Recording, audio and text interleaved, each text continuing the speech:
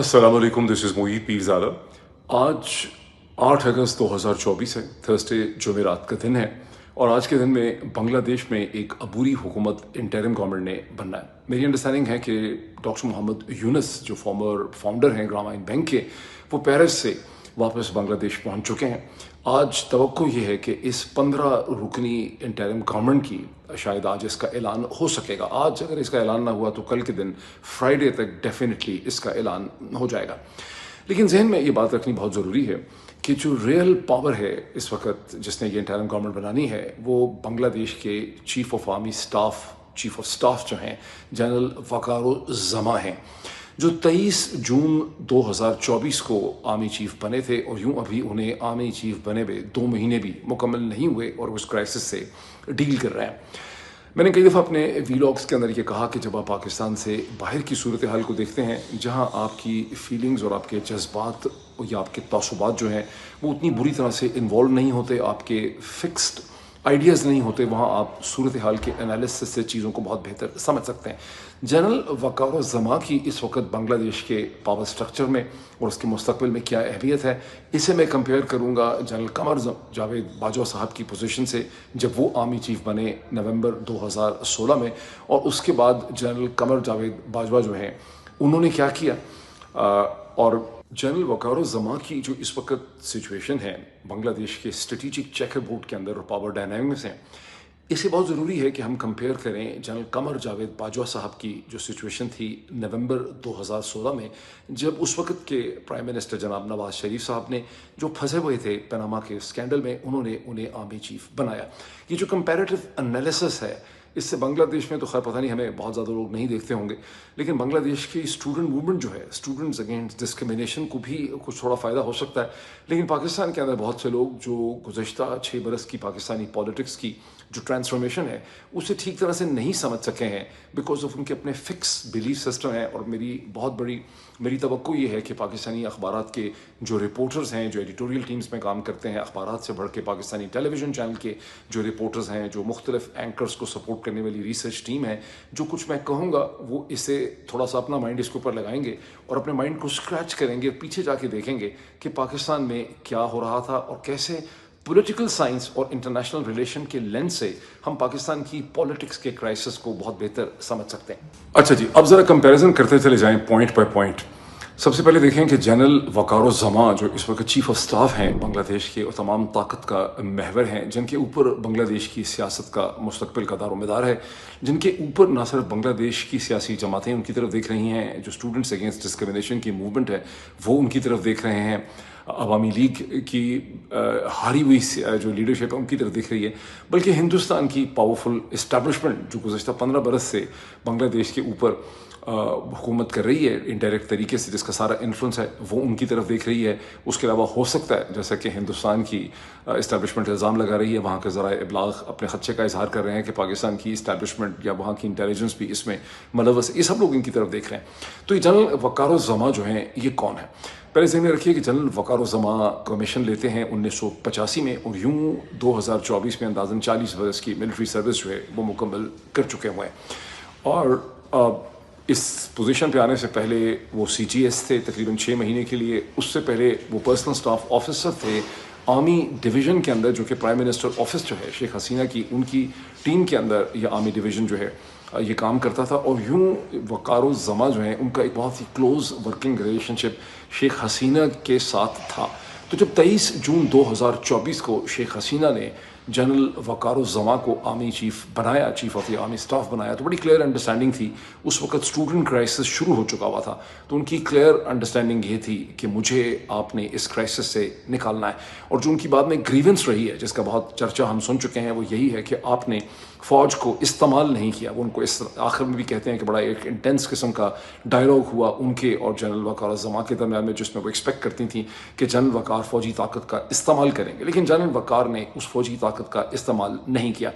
क्यों नहीं उन्होंने किया, उसकी भी बड़ी अच्छी एक्सप्लेनेशन जो है वो हमारे जहन के अंदर मौजूद है, जो मैं अभी आपको एक्सप्लेन करता हूँ और इसका फिर हम कंपैरिजन करते हैं जनरल बाजवा के साथ। अच्छा, अब आप ये गौर करें कि जो मैंने 2-3 सेगमेंट इसके रिकॉर्ड किए हैं, उस वक्त मैं बैठा हुआ था एक होटल की लॉबी के अंदर। अब मैं बैठा हुआ हूँ एक मूविंग ट्रेन जो चलने वाली है उसके अंदर बैठा हुआ हूँ। और ये मैं इसलिए कह रहा हूँ कि बहुत से लोग आप में से मुझसे प्रोटेस्ट करते हैं और बहुत ज़्यादा गुस्से का इजहार करते हैं कि भाई आप रेगुलरली करते नहीं हैं, 2-2 दिन गुजर जाते हैं। तो जब आप ट्रैवल कर रहे होते हैं तो बड़ा मुश्किल हो जाता है कि आप मसलसल जो है वीलॉग्स कर सकें, बिकॉज ज़रा सोचना पड़ता है, बैठना पड़ता है।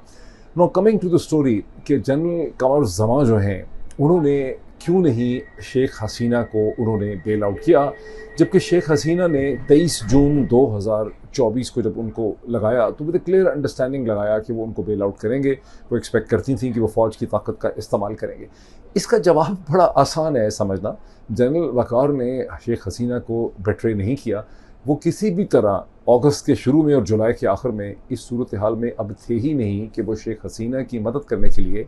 मज़ीद जो स्टूडेंट्स हैं उनके ऊपर आर्मी की फायर पावर एक्सरसाइज करते। बिकॉज आपको एक तो बांग्लादेश के जो हालात हैं गुज़िश्ता कई हफ्तों से, ख़ास करके जब बांग्लादेश का इलेक्शन हुआ है जनवरी 2024 का, तो बांग्लादेश के अंदर एक सियासी माहौल बन रहा था। और ये सियासी माहौल आप कह सकते हैं कि 10 बरस से ज़्यादा से पक रहा था, क्योंकि 2008 के जो इंतखाबात हुए वो फेयर बुनियादों पे हुए। 2014, 2019 और उसके बाद 2024 के इंतखाबात हैं वो टोटली फ्लॉड थे और रिग्ड थे। तो एक टेम्परेचर बिल्डअप हो रहा था। और फिर जब ये स्टूडेंट्स अगेंस्ट डिस्क्रिमिनेशन की मूवमेंट चल पड़ी, जिसने जून में अपनी शक्ल इख्तियार करनी शुरू कर दी,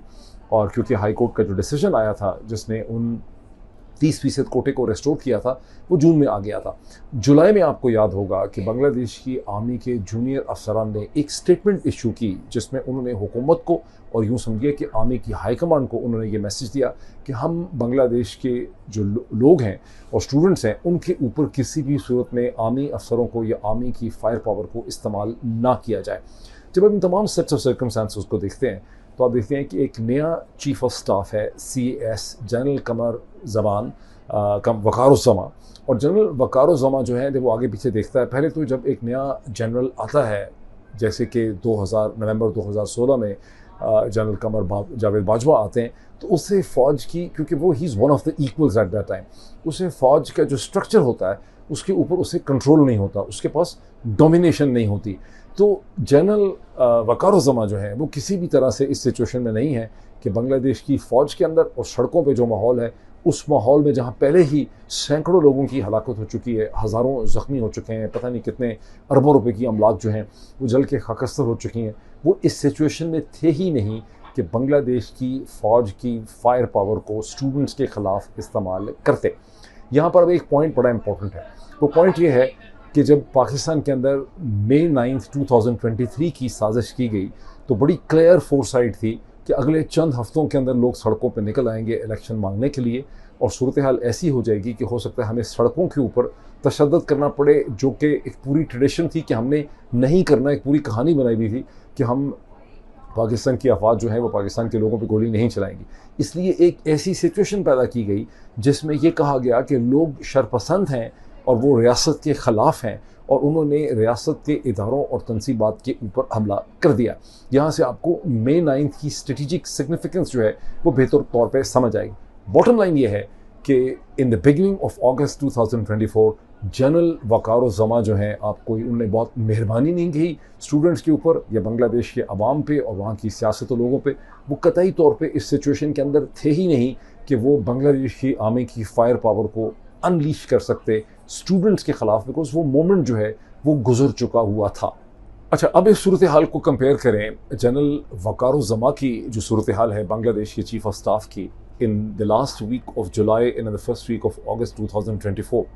पीछे चले जाएं तारीख में, इसे कंपेयर करें पाकिस्तान के army chief general Qamar Javed Bajwa साहब के साथ in the last week of November 2016, और उसके बाद अगले जो 2-3 बरस हमारे गुजरते हैं जब तक रिजीम चेंज ऑपरेशन होता है। ये जो हाइपोथेसिस और थीसिस है, चीज़ों को समझने के लिए आप में से जिन लोगों ने मैथ्स खास करके पढ़ा होगा और फिज़िक्स में, तो आप देखते हैं कि वहाँ पे हाइपोथेसिस आप क्रिएट करते हैं साइंटिस्ट, फिर उस हाइपोथेसिस को you pass through test and trial, और वहाँ पे आप देखते हैं कि क्या ये हाइपोथेसिस और थ्योरी जो है ये सही है कि नहीं। इस एनालिसिस को सपोर्ट करने के लिए मेरे पास ज़ाहिर है बहुत सी इन्फॉर्मेशन है, लेकिन स्टिल मैं इसको एक थ्योरी कहूँगा, एक हाइपोथेसिस कहूँगा। कई दफ़ा पहले भी मैंने इसका जिक्र किया। जब जनरल कमर जावेद बाजवा को नवाज़ शरीफ नवंबर 2016 में पाकिस्तान का आर्मी चीफ बनाते हैं, तो उस वक़्त पनामा का स्कैंडल अनलीश हो चुका है। पहला जो 3 महीने हैं उसमें फरवरी में या मार्च में 2016 के पनामा का स्कैंडल सामने आ जाता है, जिसमें एक इंटरनेशनल जर्नलिस्ट का कंजोर्शियम है जो इसको लेकर चलता है। आप इसको रूल आउट नहीं कर सकते कि पाकिस्तान की जो इस्टेब्लिशमेंट है या इंटेलिजेंस है, हो सकता है उसने नवाज शरीफ वाला का नाम उसमें डलवाया हुआ हो, लेकिन दिस इज़ जस्ट ऐसे ही मैंने एक कह दिया, मुझे इसके बारे में कुछ पता नहीं है। लेकिन वो स्कैंडल अनलीश हो चुका है। उसके ऊपर पाकिस्तान की सियासी जमातें, पाकिस्तान तहरीक इंसाफ, पीपल्स पार्टी, बहुत सी और जमातें, पाकिस्तान का मीडिया एक पोजीशन ले चुका है। जहन में रखना बहुत ज़रूरी है कि इस पोजीशन के पीछे पाकिस्तान की इंटेलिजेंस कम्युनिटी और ISI जो है वो इस पोजीशन को ड्राइव कर रही है। तो जब नवाज शरीफ साहब कमर जावेद बाजवा को आर्मी चीफ लगाते हैं, तो ये बड़ी क्लियर अंडरस्टैंडिंग है कि नवाज शरीफ साहब बड़े एक्सपीरियंस्ड सियासतदान और पॉलिटिशियन हैं। जहन में रखिए कि सबसे ज़्यादा जो आर्मी चीफ हैं वो उन्होंने ही लगाए हैं, उन्होंने उसको भुगता भी है। उनकी कई दफ़ा असम्पशंस, कैलकुलेशंस जो हैं वो गलत हो गई। बहुत दफ़ा लोग कहते हैं कि जनरल मुशर्रफ को जब उन्होंने लगाया तो उनकी जो असम्पशंस थी वो सही साबित नहीं हुई। तो जब वो जनरल कमर जावेद बाजवा को आर्मी चीफ लगाते हैं तो बहुत सोच समझ के भी लगाते हैं, और ये अब सिर्फ ये नहीं होगा कि गुडविल होगी, वहाँ पर वो जनरल कमर जावेद बाजवा के साथ कुछ ऐसे एग्रीमेंट्स और कुछ ऐसी अंडरस्टैंडिंग्स करते हैं जो इस नाचीज़ का ख्याल है कि उसमें गारंटर्स भी होंगे, उसके अंदर रिटन कमिटमेंट्स भी होंगी, उसमें हो सकता है वीडियो कमिटमेंट्स भी हों। और जनरल कमर जावेद बाजवा का आर्मी चीफ बनने की अगर कोई वाहिद वजह है, नवाज शरीफ कभी ये नहीं सोचेंगे कि पाकिस्तान की फ़ौज की बेहतर मैनेजमेंट या एडमिनिस्ट्रेशन कौन कर सकता है, किसने करनी है, इसका क्या मुस्तकबिल है। उनके लिए उस वक़्त सिर्फ़ और सिर्फ ख़ास करके 2016 में पनामा स्कैंडल के आने के बाद जो सारी उनके सामने चैलेंज और सर्कमस्टांसेस हैं वो ये है कि नवाज शरीफ को, शरीफ ख़ानदान को और मेरी हुकूमत को इस स्कैंडल से कैसे निकालना है। तो जनरल कमर जावेद बाजवा एक सिंगल पॉइंट एजेंडा लेकर आते हैं कि किस तरह से नवाज शरीफ को इस क्राइसिस से निकालना है। थोड़ा सा मैंने इसके एंगल को एडजस्ट किया है अब ताकि आप लोग देख सकें कि ये एक मूविंग ट्रेन है, उसकी फीलिंग भी आपको एहसास हो। खास करके मेरे वो जो क्रिटिक हैं जिन्होंने लास्ट टाइम बहुत कंप्लेन की है 100 से ज़्यादा लोगों ने कि जी आपने किया नहीं, डिसिप्लिन नहीं है, हम वेट करते रहे। सो ये वो सेट्स ऑफ सर्कमस्टेंसेस हैं जिसमें इस वक्त मैं हूँ। अच्छा, अब आप ये देखें कि जनरल कमर जावेद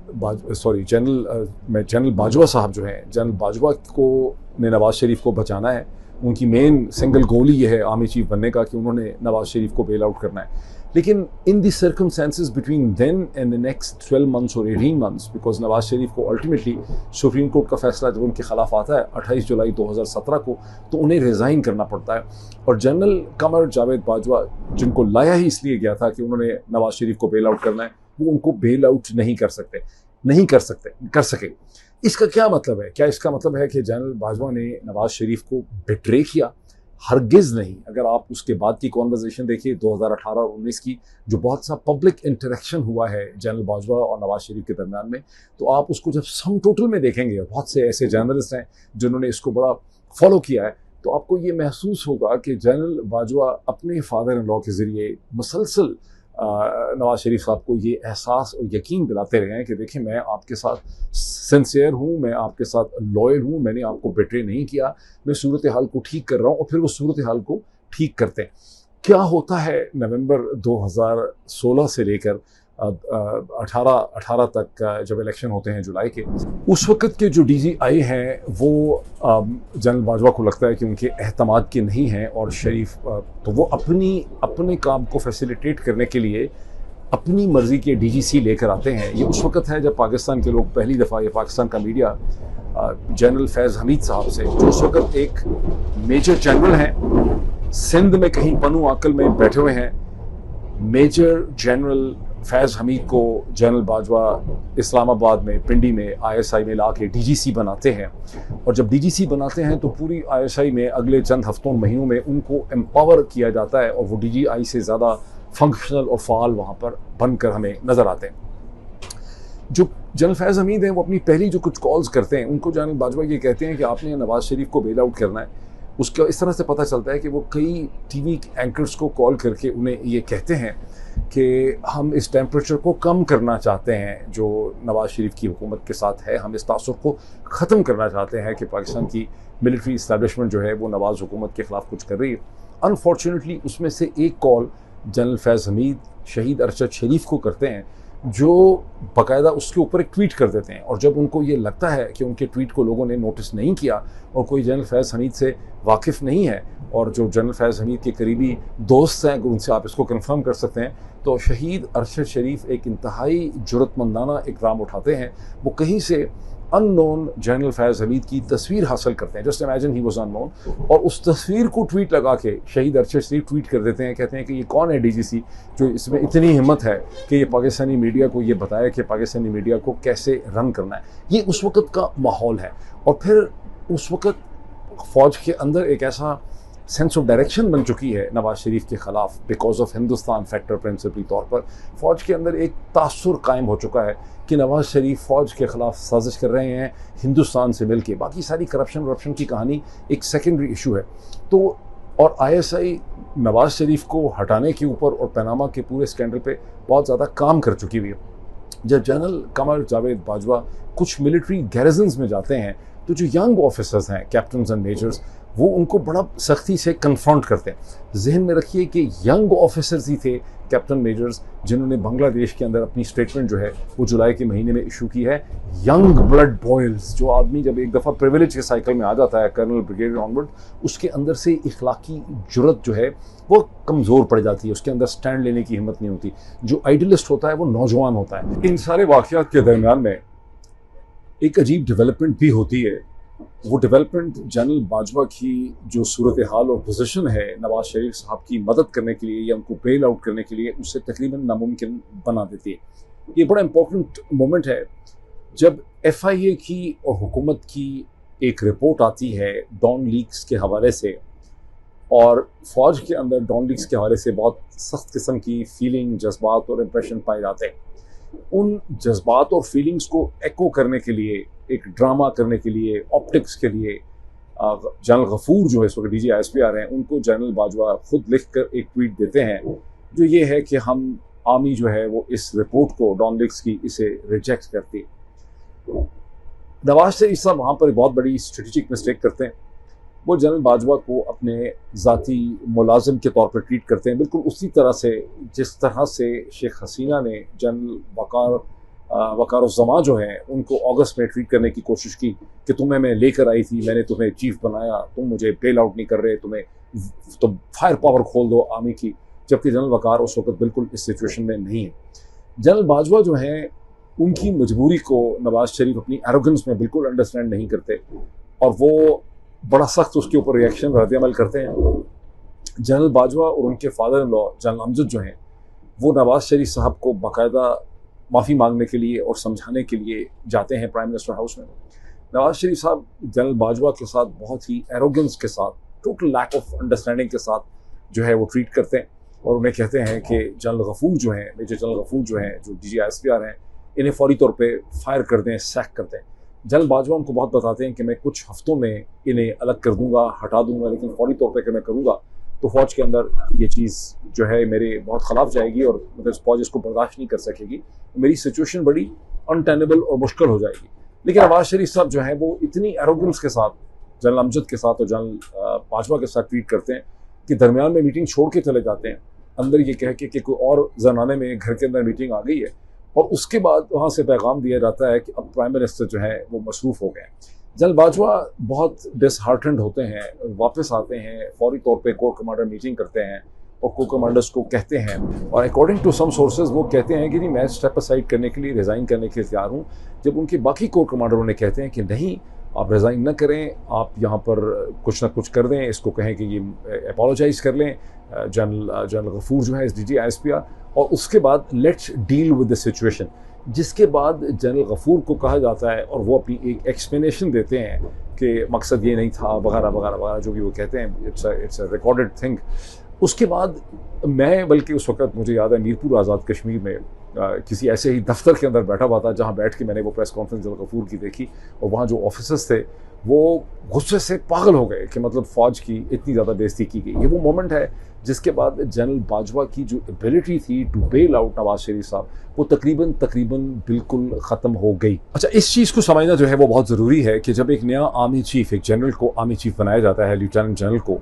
तो शुरू में वो फर्स्ट अमंग द इक्वल्स होता है, बिकॉज बहुत से ऐसे सीनियर ऑफिसर्स और जनरल्स होते हैं उसके राइट लेफ्ट के ऊपर जब कोर कमांडर मीटिंग होती है, जो उसके बिल्कुल इक्वल होते हैं साइकोलॉजिकली, बिकॉज वो उससे अगर जूनियर होते हैं तो चंद दिन या चंद हफ्ते जूनियर होते हैं, मुख्तलिफ जगहों पे उन्होंने एक दूसरे के साथ इकट्ठे सर्व किया हुआ होता है। आर्मी चीफ की कोई बहुत ज़्यादा मॉरल अथॉरिटी होती नहीं है, कागज़ों में वो आर्मी चीफ होता है, लेकिन वो आर्मी चीफ उस वक्त ताकतवर होने लगता है जब वो नए मेजर जनरल्स को लेफ्टिनेंट जनरल प्रमोट करता है, और कुछ लेफ्टिनेंट जनरल रिटायर होने लगते हैं, और फिर वो ऑफिसर्स की प्लेसमेंट करता है, तो उसको अपनी फॉर्म में आते आते और दर हकीकत एक ताकतवर आर्मी चीफ बनते हुए कम से कम भी 1.25 साल 1.5 साल लगता है जब वो कॉन्फिडेंट होता है, और फिर उसके जाने का वक्त आने लगता है। यूं पाकिस्तान आर्मी का जो बेसिक स्ट्रक्चर है प्रमोशन का, और आर्मी चीफ को 3 साल के लिए होना चाहिए, उसके अंदर एक कन्वेंशनल इनबिल्ट मैकेनिज्म है कि आर्मी चीफ बहुत ज़्यादा मनमानी जो है वो ना कर सके।